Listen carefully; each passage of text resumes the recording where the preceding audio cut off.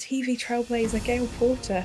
My hair had been coming out, so the makeup lady said, do you know what, should we just shave it? And I was hysterical. I was worried that my daughter was going to be frightened. She saw mummy leave with long blonde hair, and mummy was coming back with long blonde hair, but the hair was in a jar. I was worried about work and I was worried about everything. Cried the whole way home on the flight.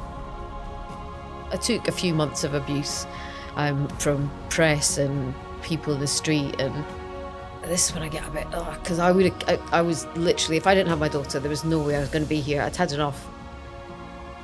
We went to this club in Vegas. This girl came up to me and said, "Oh, can I get your autograph?" And she went, "I love that song, Nothing Compares to You." And I was like, oh God, she thinks I'm Sinead O'Connor. And I was like, I don't know how to spell Sinead. So I did a massive S. Hello and welcome to Skin Unfiltered. I'm your host, presenter and British Skin Foundation ambassador, Lex Gillis. I've spent half my life learning to love my skin, ever since I was diagnosed with rosacea in 2005. And I'm not alone. We're all united by skin. A massive 60% of us will deal with a skin issue at some point in our lives. In this series, we chat to real people about their skin issues. From vitiligo to skin cancer, every episode I'm joined by a famous face to discuss living with a skin condition. We want to highlight that perfect skin is a myth, even to the people you see on your screens every day. And because the British Skin Foundation is about facts and not fiction, I'll be joined by a dermatologist to give us the scientific lowdown. They'll help me get more than skin deep with our guest, answer some of your questions, and fill us in on whether the latest skincare trends are revolutionary or rubbish. Today, we're talking alopecia with award-winning TV icon Gail Porter. Known for presenting Top of the Pops, The Big Breakfast, and other telly hits. Since then, she's been open about dealing with both alopecia and mental health issues, and won a BAFTA for her documentary Being Gail Porter in 2020.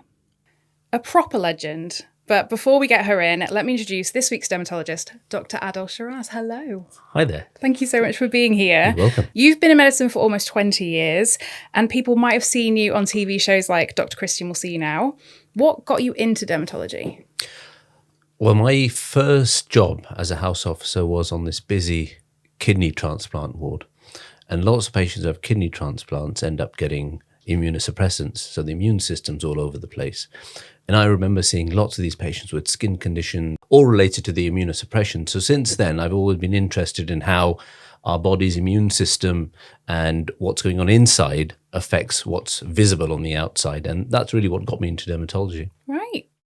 Our guest, Gail Porter, will be with us shortly. I assume you've seen her on TV. Yeah, we've seen her, as I said, on Big Breakfast and Top of the Pops. So I remember her vividly from lots of these shows. Yeah, absolutely.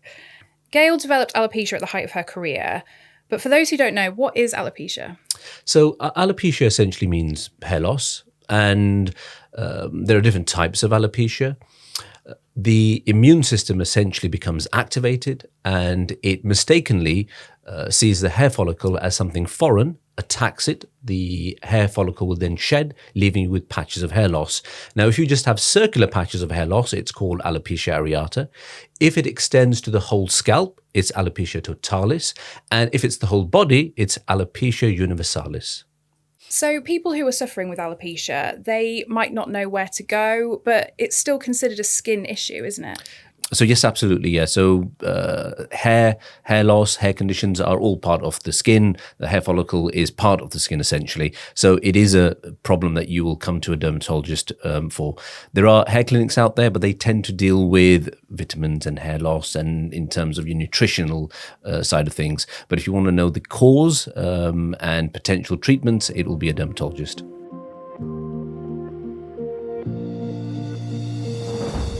Welcome, Gail. Thank you so much for being here. Thank you very much for having me. Before we get too deep, I like to break the ice with some skin deep questions. Okay. Are you ready? Yes, I'm always ready, me. What's the silliest thing you've done to your skin or hair? I think, well, obviously I don't have any hair now. So, but when I did have hair, my mum used to buy this product when we were at school, and she used to spray it into my hair. And I think it was just kind of like bleach, and my hair kind of went a ginger color. So yeah, I was never really great with my hair. Maybe that's why it all fell out.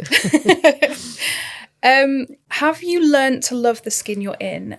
I think sometimes people would assume that because I have no hair and I look different that I'd be unhappy, but I think I'm the happiest I've ever been for a very long time because I've learned a lot about other people and about myself.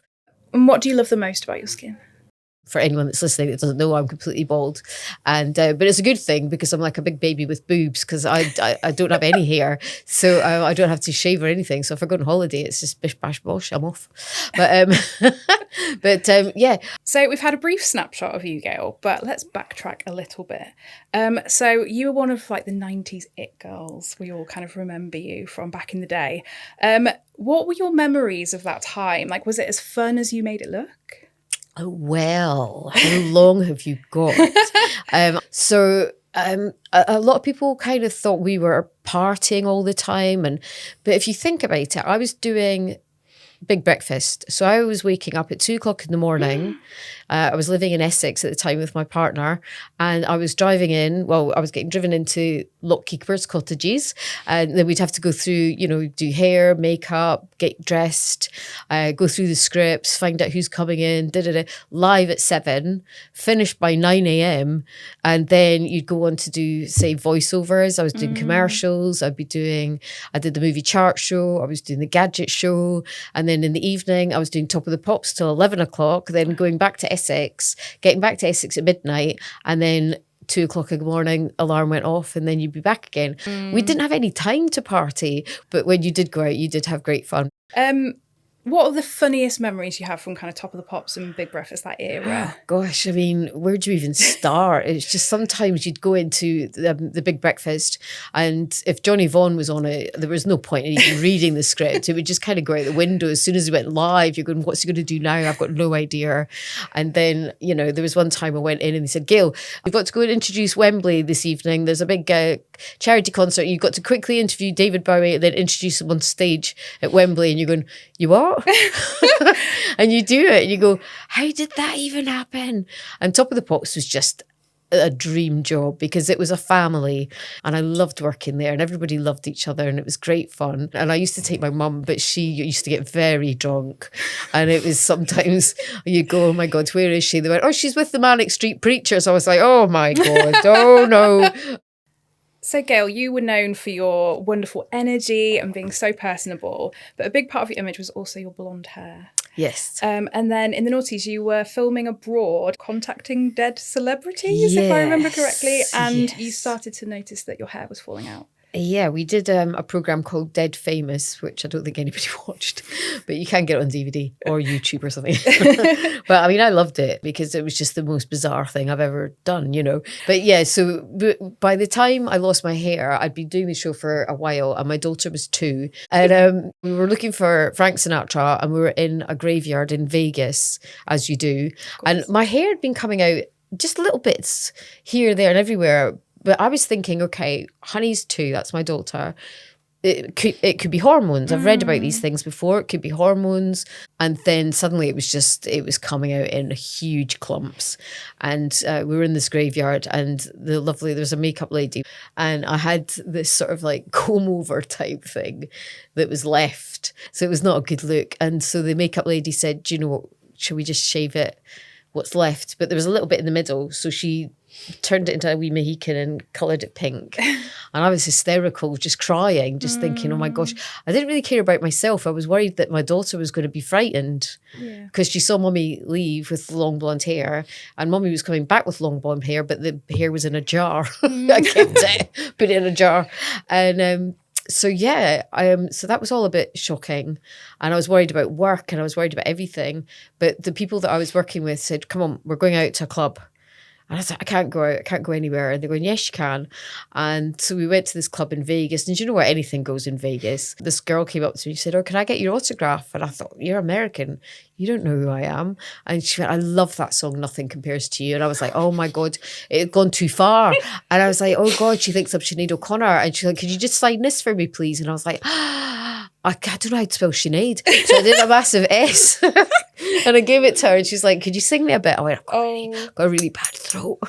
Oh, it was so embarrassing. But yeah, so then I cried the whole way home on the flight because I was so terrified of what Honey would say. And I'd phoned my ex-husband and said, Mummy's coming home with tell Honey that Mummy's coming home with no hair. And he's like, you're joking. I said, I think I'm funnier than that. It's not a joke. And she saw me and she was just completely fine, rock and roll. Yeah, and that was it. And I thought, well, if she can accept me, then we've got this. Yeah. We got this. I remember seeing in your documentary that you went to see your mum. Oh, yeah. And your mum, you sort of said, are you okay? And your mum said, oh, I will be when you put a hat or a wig on. She kept sending me hats. We like hats with ears, cats. She sent me everything. She just kept constantly, she's like, I'm just worried you're cold. She couldn't really accept it. Nothing. She seemed to kind of cling to the idea that your hair would come back. She seemed very kind of convinced of that. I think she was a bit, yeah. Did that make things harder for you, do you think? I was upset for her, not for me. I didn't bother, I just didn't want to upset her. She had enough on her plate without worrying about what I looked like, but she did. But she came from a good place. Yeah. She didn't mean it in a bad way. She just wasn't very, she had enough going on, I think. Do you think that the way your kind of family and friends and things reacted changed the way that you felt about it at the beginning? I think I was upset about Mum and Dad, but I wasn't surprised because they were very old school, Scottish, stoic. So when did you seek professional help for your hair and how did that go? Well, what happened was when it first fell out, I think it was the BBC again, got straight in touch with me going, do you want to do a documentary? So BBC said, we're going to take you and do this journey about alopecia. So I thought, okay, fine. So that's when I started doing things. So I went to see so many doctors. It was just getting beyond tedious. One wanted to put me on steroids, which I didn't want to take steroids. Another one wanted me to buy shampoo that was going to cost me about 50 quid and it was going to be a miracle worker. And then another one wanted to put me under a sun lamp. And I can't remember, some other medication was thrown at me. And I said, do you know what? One of them said my hair was going to come back. Another one said it's never going to come back. It was just all these people that I didn't know telling me things that they didn't. I mean, they're trying to help, but it was actually making it worse. I'm happy just doing my thing. So now I just sort of eat healthily, do my exercise, don't drink alcohol, don't smoke, don't do any of those things. It's just one of those things. I just don't have any hair and I quite like it. I don't know what I'd do if I had it. Because when I went out the other day with my wig on and it was nice, it was fun, but I forget and then I took it off on the tube and then people just go, ah! And you think, oh shit, sorry. It's not like taking off a hat. They go, oh my gosh, you just take her hair off. I was like, sorry, I had an itchy head. Put it back on again. So I have to get used to that. But yeah. Dr. Adil, because there's no silver bullet for skin issues like alopecia, do you find that patients can get frustrated and kind of lose faith? Absolutely, yes. I think Gail's story of finding different opinions from different health professionals is quite common, and partly the reason for that is we don't understand a lot about alopecia areata. So you will find it's fair enough. So you'll find that doctors will treat you with what they felt has worked for their patients in the past, which may not be right for you, unfortunately. So we have a variety of things that we try to provide or give to our patients, and they may not all work. And I think I'm quite honest about it up front that there's a chance your hair may come back, there's a chance it won't, there's a chance it'll come back and go again. See one? I had one at the back there somewhere. I actually bought razors the other day, which was quite exciting. Shaved it off. So it's just so all unpredictable. And I think partly because it's unpredictable, we can't give any type of guarantees, which is true for a lot of skin conditions, unfortunately. Patients do get frustrated and it's hard. They can get angry. And a hair consult for a dermatologist is one of the toughest consults we do. It's a really emotive subject for a lot of our patients, and we often get patients ending up in tears at the end of the consult. So like you say, management is really subjective and it kind of differs from person to person. Do you find that because of that, the mental health side of treatment is more important now? I think it should play a big role in any type of management with various hair loss conditions, particularly alopecia areata. It's just as simple as asking the patient, how are you doing? How are you coping with this? Rather than just pushing all the medical treatments towards them. Sometimes, unfortunately, as health professionals, if we're seeing patients on the NHS, we just don't have the time to bring these things up, which is unfortunate. And a lot of times we may not know how to deal with them. So if we do bring up a patient brings up a concern, then how do we as dermatologists deal with that? So unless you've sort of trained in that, or you know how to manage those sort of health or mental health concerns, it can be tricky. But there are lots of good, organizations, charity groups, psychologists, CBT, talking therapies that are really, really valuable. We just need to be able to direct, and we need to open that conversation up with our patients rather than just pushing the medical treatments. Definitely. Gail, do you think that the mental health side of your diagnosis was something that was covered, or do you think it was pushed to the side? Well, I've kind of struggled with things since I was quite young, mentally.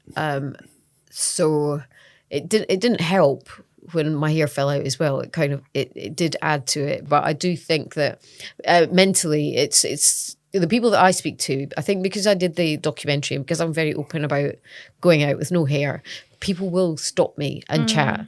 And I don't have answers. I'm not a specialist in anything, but I can listen. So I used to go to Sainsbury's. I'd give myself an hour. I'd give myself 2 now. Or not just Sainsbury's, wherever I go. Yeah. But just because people want to talk. And I did one of the documentaries I did, which I found there was something that I found really upsetting, was that there was a little girl and she had alopecia. Because a lot of people say, it's stress. And you think, she's 5. She's not stressed. She's happy. There's something. We don't know what it is. We don't know. I don't know. Anyway, so I went to watch her do her ballet class, and she didn't have her hair on because she did have a wee wig, but she didn't have it on. And then she came off from her practice and she came to me and I said, you and me have got something the same. And she went, oh my gosh, do you have a new camera? And for her, that was it. And then once she went off to play, her mum and dad, I was actually seeing someone at the time, and her mum and dad, this is the bit that upset me. Her mum and dad said, oh, I see you have a boyfriend. And I went, yeah. And they went, that's amazing. And I was going, right, because... And she went, we're just so worried about, what if she doesn't get married? She's 5 for one. And hair is she doesn't even think about it. You're thinking about it. And why would you possibly even... that child picks up on these things. They're going to pick up on your energy, your negativity. Don't be doing that. You should be giving her all the love and hope and happiness that she should be having. Not everyone's fortunate and have nice people around them. And you're her parents. Don't be thinking about... is she going to, and don't congratulate me for having a boyfriend. You thinking, what's it? So you mentioned there, you were talking about stress and sort of saying, a 5-year-old, what can they be stressed about? But you'd come off the back of quite a stressful time when your hair started falling out, hadn't you? The famous FHM projection. Well, that was 1999. I didn't realise that you had absolutely no idea that was even going to happen, and then you just woke up and it was just everywhere. Yeah. So, obviously I knew I took the picture. Yeah. Because I was there. But they were all very, great. It was another one of those pictures. And I got up one morning and I switched the news on, and I'd gone in. I remember I was in the bathroom, brushing my teeth, lived on my own, and I could hear my name, and I thought, BBC News. I thought, gosh, you're used to tabloids or something, some nonsense, but to be on the BBC News, I thought something bad's happened. And I went out and I looked, and I saw that image, and I had a VHS player at the time, and I was looking at the VHS thinking, is someone... your mind is just going all over the place, going, is someone playing a joke on me here? And I was like, is this? And then the phone rang, and I thought, and it was my mum going, what have you done now? And I was saying, oh gosh, I think this is right. My dad never ever acknowledged it, never, till the day he died, never said a word. Apparently he his mates would talk about it, but not my dad. Yeah. But my grandpa, Horatio Walter Stanley Twiddy, that's his real name. That's a fantastic name. Grandpa, he was like, I said, I'm really sorry, Grandpa. I couldn't do anything wrong for my grandpa. And he said, no, it's totally fine. I got myself a copy. I was like, oh, God, I'm going to be sick. And he went, I got one for Uncle Alf and I got one for Uncle. I was like, oh, my God, make it stop. Stop it now, Grandpa. Stop it. He's going, no, it's fine. I saw your bottom when you were wee. And I was like, yeah, but it's a bit different when it's on a massive building now. And then anyway, FHM pocketed all the cash. They made a fortune. It was the biggest selling FHM, obviously, with all the publicity and the controversy. And then they just did one and left me to pick up the pieces. So people thought I was involved. People thought I knew about it. People thought I'd made loads of money off it. So I had feminists on my case, I had stalkers, I had men outside the house, it was just horrific. But yeah, that was 1999. Yeah. My hair didn't fall out until 2004, I think. Okay. So it was quite a bit. Yeah. So, but yeah, that was quite a strange time. Yeah. And nobody to help you at all. And everyone was just on me as if to go, yeah, you knew all about it. I was like, I saw it on the news, same as you. That was it. Gosh. And I didn't get paid. That's terrible. Dr. Adil, is there a link between depression and anxiety and alopecia? So there have been lots of studies that have looked at these links. We know that patients who have alopecia, or people who have alopecia, they have a 50% higher chance of having depression and about 40% chance of having anxiety more than the general population. Is that after or before? After. Yeah. Going to say after. Yeah, after. Although there's also the question of whether the anxiety or depression may be a trigger to causing alopecia in the first place. And there are again some studies that look into this, and they find that it may be the catalyst, it's not the cause, but it does something to the immune system whereby it then causes the immune system to activate and attack the hair follicle, causing the hair follicle to fall out. Why it does that, we don't really know. But we know that there is some sort of stress element involved in this activation of the immune system, along with a few other things like genetics and other factors. But we don't fully comprehend the whole picture, but there is an element of stress and anxiety, yeah. Dr. Adil, if people did want to try treatments, what kind of thing are we looking at? So in terms of treatments, there are a variety of options which probably weren't available at your time, Gail, with the newer sort of treatments. So they've only been so like I'm some sort of no, they've only been around a couple of years. So just a couple of years old, yeah. So they were approved only 2 or 3 years ago, actually. Okay, right. So they're quite new, and even we're sort of getting to grips with how they work and how good they are. But they're pretty decent treatments. These sort of oral treatments available that work reasonably well, with 40 to 70% of people seeing almost complete hair growth. And then there are the older sort of methods which we still employ, which you briefly touched on, steroids and steroid injections and various creams and potions. And they may or may not work, and they do work for some of our patients, which is why we use them. And I've used them in the past and they do work, but I've also definitely had cases where they just haven't done anything, and they can be quite painful. And it's also the unpredictability which makes it even more sort of a cause for anxiety amongst our patients, because they don't know. They have the hair today, tomorrow they don't, and they have it again. So it's sometimes having that certainty, I don't have hair, fine. This is me now. And then that can be psychologically, that can be very beneficial for patients, just having that, whereas treating them sometimes can cause the anxiety because you just don't know. Yeah. And with the oral medication you were talking about, does that have side effects? Oh, or they all unfortunately do. Yeah, they've been around a really long time for other conditions, but we've recently started using them for hair loss. But they suppress the immune system. So essentially, you're open to other infections, viruses, bugs, flus, colds. There's increased risk of potential cancers, and although overall, they're quite safe when we look at the studies, but there's no question there are risks associated with them. And we screen our patients before we give them. So you can't just get these medications. You have to meet the specific criteria, and it has to be safe enough for you to be able to take them. So, Gail, you eventually made the decision to kind of stop seeking a cure. Well, I didn't want one anyway. It was the BBC did, not me. I've never wanted anyone or anything to help. And I know that you hate being called brave. Yeah, hate it. But I think there are a lot of people who kind of see the courage in kind of just owning it and doing what you can with I it. get that. And do you can you tell me where that comes from? Like where that kind of self-belief comes from? I think it just came from the shock of the whole thing.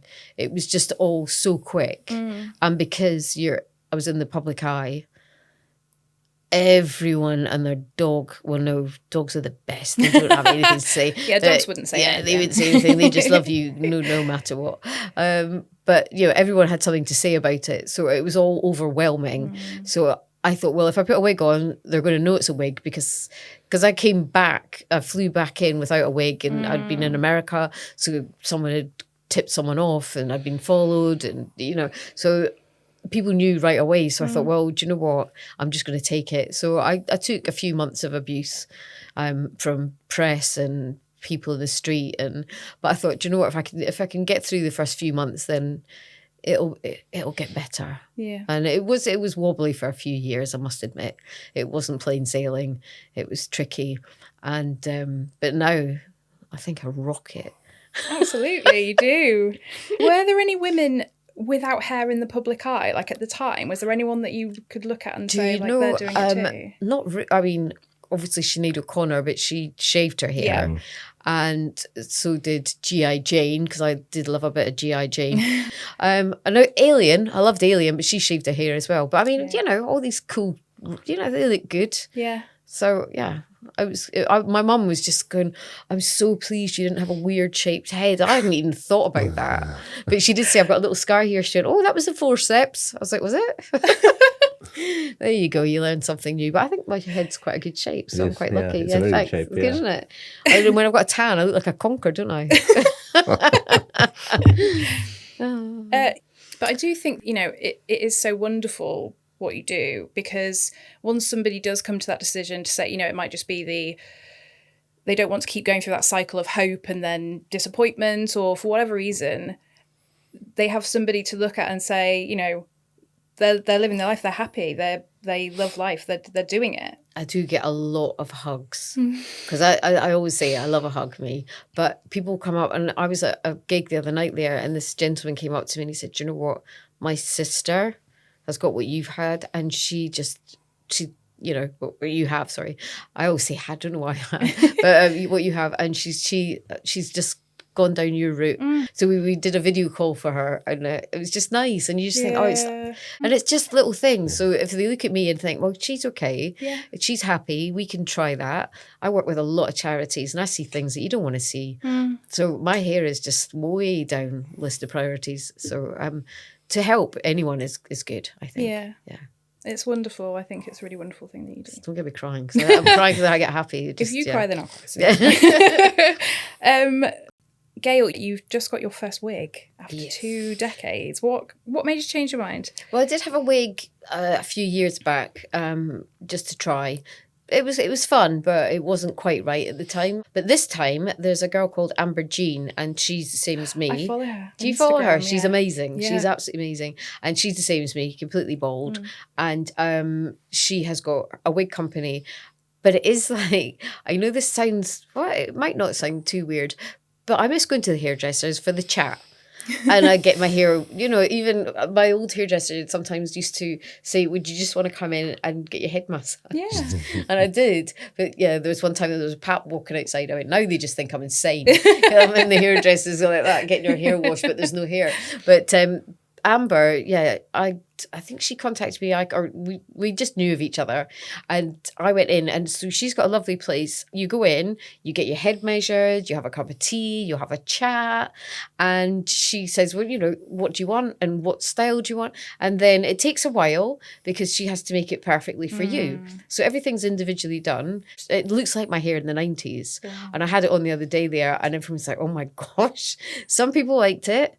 Most people liked it, but all my friends from that I've seen this whole journey, I've just gone, oh yeah, but take it off, just because they're used to it. It's like my daughter; she's used to it, used to me being bald. So I put it on, she's going, yeah, it's lovely, but it's great sometimes though when I wear it out. So I've got a little short one, and I've got a nice long one, and it's nice to have the choice now. I think I didn't want to wear anything before because I didn't want anyone telling me what I should look like. So I've decided that this is time for me to have a wig.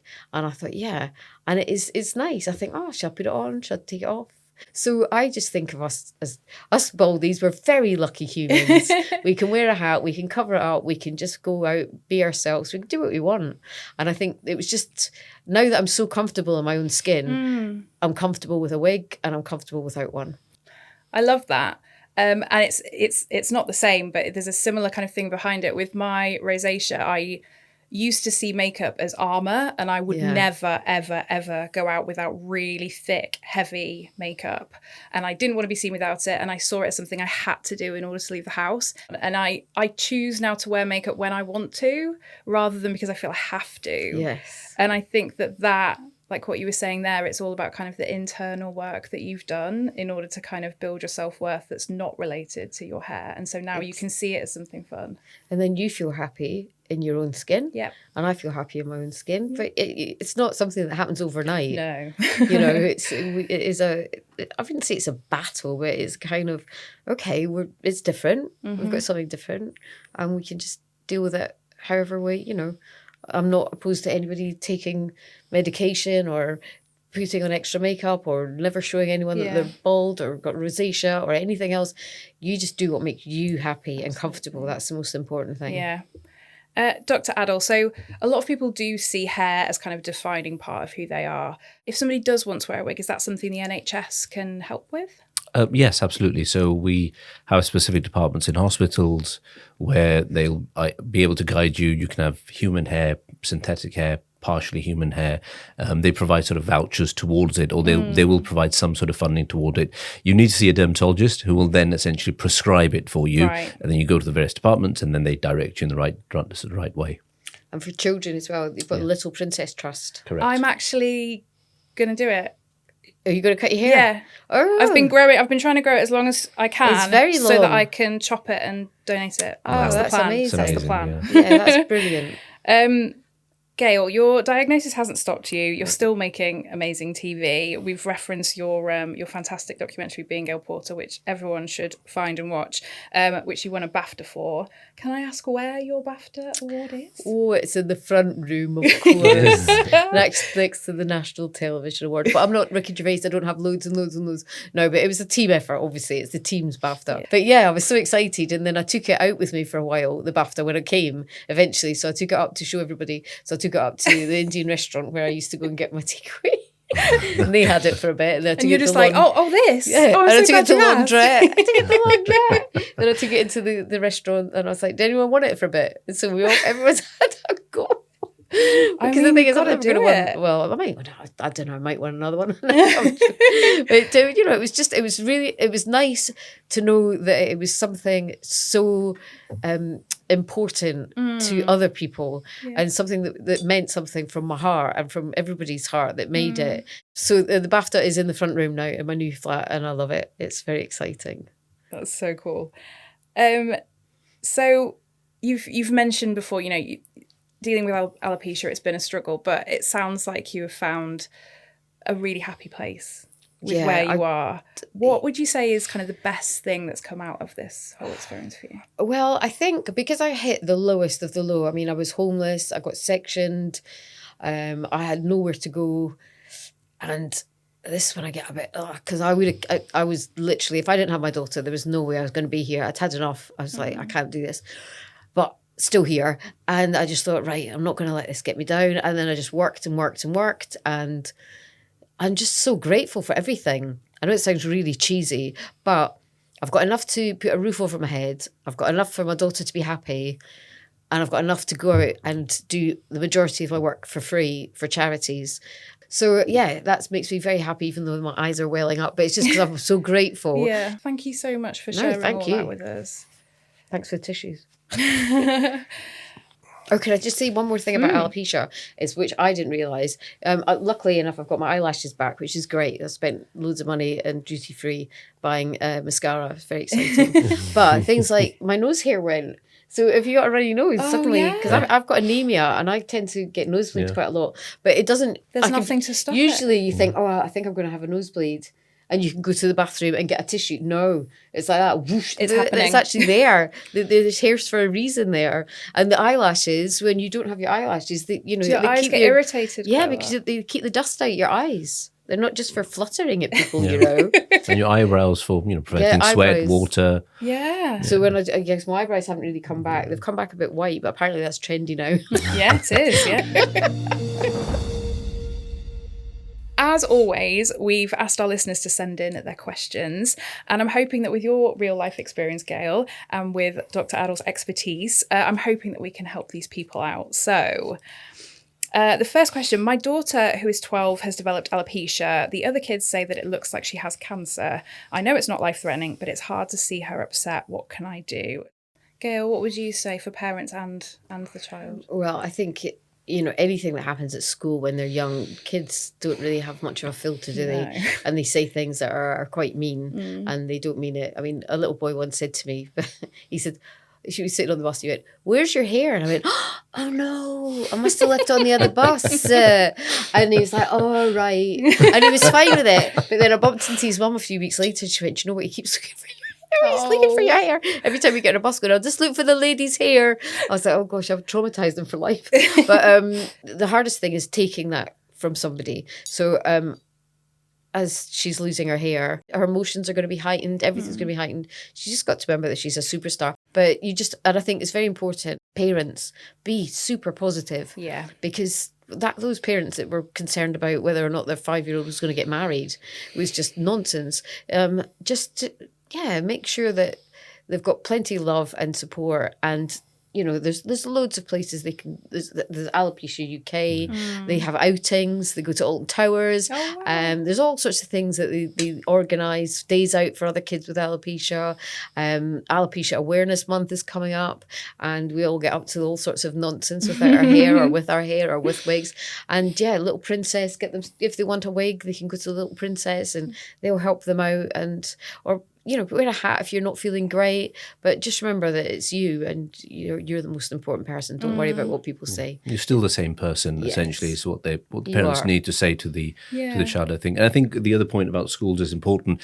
I think there is a need for more education, particularly and you could go to a school and educate the peers and class fellows about the condition, explain what it is, and that, I think, it does help. I think that would be really helpful, because if someone goes in and looks different, I think it's important that a teacher just talks about it right from the very start. Correct. Going, right, this is what's happened to this little boy or this little girl or this person, and this is, we're all going to be going to be there and supportive. But children, if you tell children from the very offset, they'll get it. Yeah. They're so accepting. Like you say, they've got no filter, but they're just coming across something they're experiencing for the first time, and they want to know why it's different to what they're used to. And then if you explain and tell them, they're always just like, oh, okay. Yeah. And that's it. Because when I took my daughter to school, I was worried about how the other children would see her mummy being different. And then, I was straight up with it. Honey was straight up with it. And suddenly the coolest mum in town. And in my consultations, I find that the children are always a lot more resilient than you give them credit for. It's usually the parents who are stressed and worried and anxious, and then that does transfer across. So I think parents need to.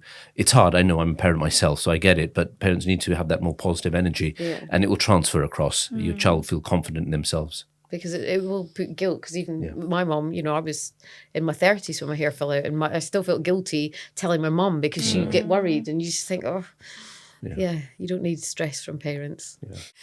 Next question. There seem to be a lot of stories of people healing alopecia with a holistic approach. So they've said some suggestions like the gut, AIP diets, clearing mold from the house, reducing stress levels.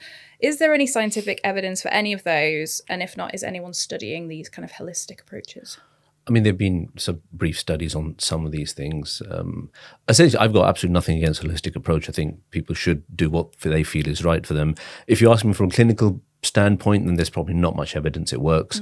But that doesn't go to say that it won't work for one individual. It may work for some patients. I have people coming in swearing by specific things they've done. They've changed their diet, or they've added in some sort of kefir yogurt or something, and they've noticed that their skin's better or their hair's grown back. And they're not lying. They're telling the truth that it has happened to them. But were there other factors involved? And if I did that to 100 patients, how many people would benefit? Maybe 1 or 2. Is that clinically relevant? Probably not. But it worked for 1 or 2 people. So great. If somebody wants to lead a change in their lifestyle, great, go for it. But if they're asking me whether it'll work, there's not enough evidence for me to say, yes, it will do this. It's not something I could prescribe, essentially. Yeah. Do you think often it's something that people want something kind of tangible that they feel they're in control? So they're making these lifestyle changes because it's something they feel like, right, I'm doing something in this moment that will help. Yeah, absolutely. I think people want to try and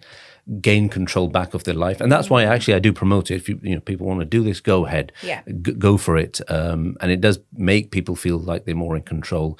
Clinically, does it work? I don't know. Probably not. But if you think it's helping you from any standpoint, whether it's having more control, reducing mental anxiety, you're getting healthier anyway because you've got a better diet. Absolutely. Next question. I have alopecia and the guy I've been seeing has never seen me without my wig. I'm so scared of what his reaction will be, but things are getting serious. How can I tell him without freaking him out? Gail, do you have any tips? Oh, gosh. Well, A, don't get boyfriends. It's boring. I would, oh, gosh. Yeah, that's a tricky one. But, if you get on so well, then he's not going to bother, is he, really? Yeah. I don't know. I often think... I'm the worst person to talk to about relationships, for one. I often think with these things, it's such a good test of character. Like if you turn around and say like, oh, by the way, I have alopecia, and you take your wig off and that person goes, oh my God, or like says something horrible, it's kind of like it's better you're finding out now than further down the line, because they're obviously not a very good person. No. And there might be a way where you can, maybe don't just suddenly like whip it off. Yeah, I was going to say, if you're going to say, just maybe sit and have a cup of tea or something, or have a glass of wine and say, just so you know, I've got alopecia, I'd like to take my wig off at some point. Yeah. But I just wanted to let you know before I took it off. Yeah, so it's don't not get so really much drunk and it comes out when you're in bed or something. And you go, oh my God, what's happened? I've just decapitated my girlfriend. No, it's just the hair. So yeah, I watch too much horror, don't I? Yeah, that's what it is. But yes, it'll go fine. It'll go great. Like you say, better you find out who these people are first up. And if you like you, then who cares? Yeah. Thank you so much, both of you. Our time is almost up. But I know it's flown by. But we can't let Dr. Adil go without tackling some of the hundreds probably of skin myths and misinformation that we see on social media all the time. Dr. Adil, how do you feel about the kind of skin information that's out there on the internet at the moment? I think it depends on where you're getting your information. If it's a dermatologist or a reputable health professional or doctor, fine. I mean, there's some really good advice online. And even people who suffer the condition will be able to give you really good advice. Maybe not necessarily on the medical side, but how to cope with things and what their experience was. But there's so much rubbish out there, isn't there? Honestly, I mean, some of the things that I hear are just, they really get my blood boiling. And I've been meaning to do lots of sort of videos to sort of debunk all these myths out there, and just don't get around to it. But some things are ridiculous that you see online, and they all seem really genuine. If something's posted online, you almost seem to just believe it because it's there, and it's not true. There's a lot of misinformation, unfortunately. Yeah. Is there anything that you've seen online that you would like to kind of myth bust once and for all? Yeah, I mean, seeing that we're talking about hair, rosemary oil, rice water, vinegar, I was told vinegar, all these things promote hair growth in alopecia areata. It's all rubbish. Some of these things may condition your scalp a little bit, but they don't promote hair growth in alopecia areata, which is essentially an immune problem. So there's no way they work on the immune system. So that's all a bit of a myth, unfortunately. Yeah. Thank you both so much for being here. Consultant dermatologist Dr. Adil Sheraz. I hope we haven't kept you out of your clinic for too long today. And TV trailblazer Gail Porter. Thank you so much. Yeah, absolutely. Thank you so much for being here. Thank you very much for having me. I hope you enjoyed that chat. I'm so thrilled to be working with the British Skin Foundation on the Skin Unfiltered podcast. When I was first diagnosed with rosacea, I felt so lost and really struggled to find trustworthy information about my condition. I hope that by listening to this podcast, you not only feel more educated and informed, but also less alone. If you enjoyed this episode, please subscribe wherever you get your podcasts, or you can like and subscribe on YouTube. Don't forget to follow the British Skin Foundation on all the usual platforms for the latest research and skin information you can trust. Just search @BSF Charity. Skin Unfiltered is a British Skin Foundation podcast presented by me, Lex Gillis, produced and edited by Scott Jenkins, commissioned by Lisa Bickerstaff at the British Skin Foundation, with production assistance from Tejal Dapala.